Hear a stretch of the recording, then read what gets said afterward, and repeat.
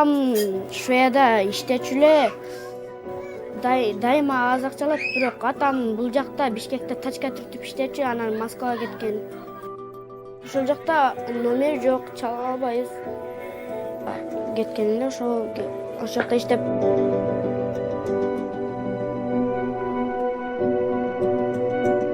Апамдын ишке эртең менен эрте биз уктап атканда чыгып кетет. Мен өзүм эле апам үйдү төшөктөрү жийип, анан бөбөктөрүмдү карайм, анан дасторкон салып, апам келгенден чай ичебиз чогуу. Анан кечкиге. Ошентип анан кийин түндө саат 12-лерде келет. Жумушу кыйын өтө эле. Анан машина алып өтөм. Үй, 2 этаж үй. Үйүмдү чоңойтушчу мен 1 ай көчөдө жаткам. Көчүп кирген күнүм эшикке жамгыр жаап, уже кар башталган.